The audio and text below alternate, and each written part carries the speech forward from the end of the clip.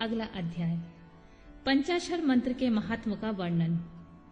श्री कृष्ण बोले, सर्वज्ञ महर्षियों, आप संपूर्ण ज्ञान के महासागर हैं। अब मैं आपके मुख से पंचाक्षर मंत्र के महत्व का वर्णन सुनना चाहता हूँ। उपमन्यु ने कहा, देवकी नंदन, पंचाक्षर मंत्र के महत्व का विस्तार पूर्वक वर्णन तो 100 करोड़ वर्षों में भी नहीं किया जा सकता, अतः संक्षेप में इसकी महिमा सुनो। वेद में तथा शैवागम में दोनों जगह यह षडक्षर मंत्र समस्त शिव भक्तों के संपूर्ण अर्थों का साधक कहा गया है। इस मंत्र में अक्षर तो थोड़े हैं, परंतु यह महान अर्थों से संपन्न है। यह वेद का सार तत्व है, मोक्ष देने वाला है, शिव की आज्ञा से सिद्ध है, संदेह शून्य है तथा शिव स्वरूप वाक्य है। यह नाना प्रकार की सिद्धियों से युक्त दिव्य लोगों के मन को प्रसन्न एवं निर्मल करने वाला, सुनिश्चित अर्थ वाला अथवा निश्चय ही मनोरथ को पूर्ण करने वाला तथा परमेश्वर का गंभीर वचन है। इस मंत्र का मुख से सुख पूर्वक उच्चारण होता है। सर्वज्ञ शिव ने संपूर्ण देहधारियों के सारे मनोरथों की सिद्धि के लिए इस ओम नमः शिवाय मंत्र का प्रतिपादन किया है। यदि आदि षडक्षर मंत्र संपूर्ण विद्याओं का बीज है, जैसे वट के बीज में महान वृक्ष छिपा हुआ है, उसी प्रकार अत्यंत सूक्ष्म होने पर भी इस मंत्र को महान अर्थों से पूर्ण समझना चाहिए। ओम, इस एकाक्षर मंत्र में 3 गुणों से अतीत सर्वज्ञ सर्वकर्ता द्वितीयमान सर्वव्यापी प्रभु शिव प्रतिष्ठित हैं।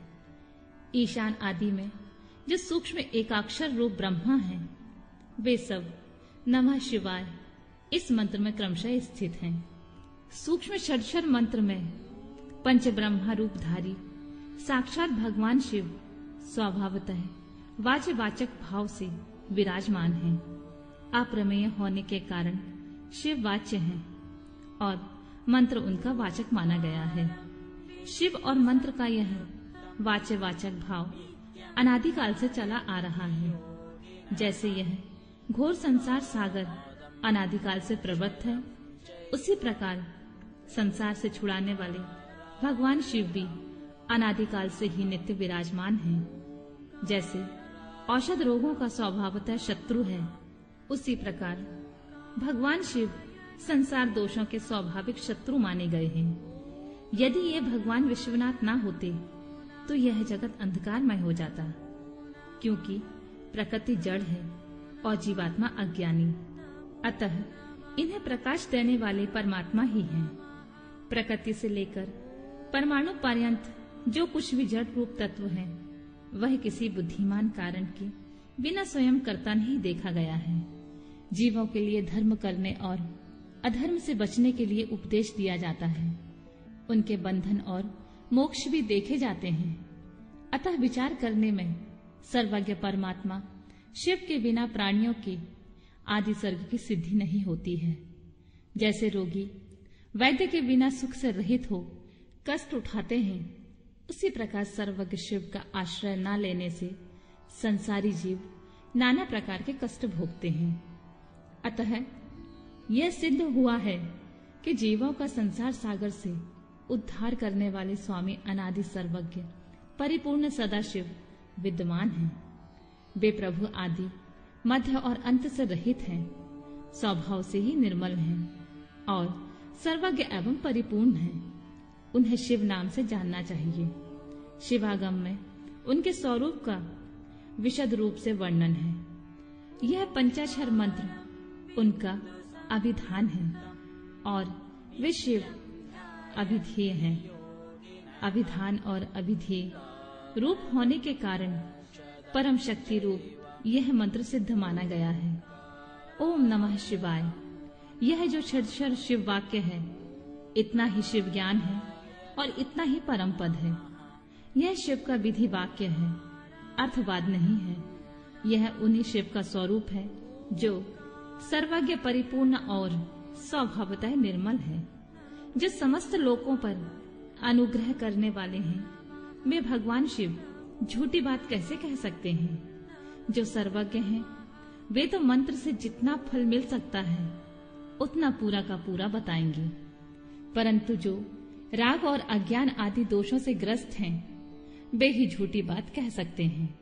वे राग और अज्ञान आदि दोष ईश्वर में नहीं है, अतः ईश्वर कैसे झूठ बोल सकते हैं?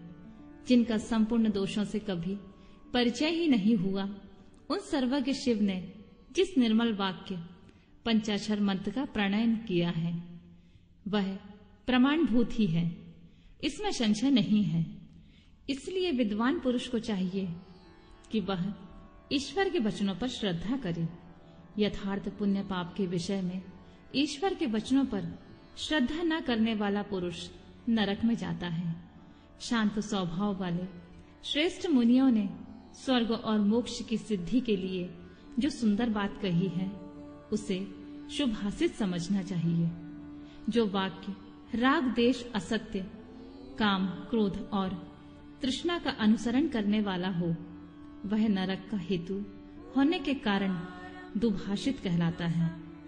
अविद्या एवं राग से युक्त वाक्य जन्म मरण रूप संसार कष्ट की प्राप्ति में कारण होता है। अतः वह कोमल ललित अथवा संस्कृत संस्कार युक्त हो तो भी उससे क्या लाभ, जिसे सुनकर कल्याण की प्राप्ति हो तथा राग आदि दोषों का नाश हो जाए। वह वाक्य सुंदर शब्दावली से युक्त ना हो तो भी शोभन तथा समझने योग्य है। मंत्रों की संख्या बहुत होने पर भी जिस विमल षडक्षर मंत्र का निर्माण सर्वज्ञ शिव ने किया है उसके समान कोई दूसरा मंत्र नहीं है। षडक्षर मंत्र में 6 अंगों सहित संपूर्ण वेद और शास्त्र विद्यमान है, अतः उसके समान कोई दूसरा मंत्र कहीं नहीं है। 7 करोड़ महामंत्रों और अनेकों अनेक उप मंत्रों से यह षडक्षर मंत्र उसी प्रकार भिन्न है जैसे वृत्ति से सूत्र, जिससे शिव ज्ञान है, और जो जो विद्या स्थान है वे सब षडक्षर मंत्र रूपी सूत्र के संक्षिप्त भाष्य हैं। जिसके हृदय में ओम नमः शिवाय यह षडक्षर मंत्र प्रतिष्ठित है, उस दूसरे बहुसंख्यक मंत्रों और अनेकों विस्तृत शास्त्रों से क्या प्रयोजन है। जिसने ओम नमः शिवाय इस मंत्र का जब दृढ़ता पूर्वक अपना लिया है उसने संपूर्ण शास्त्र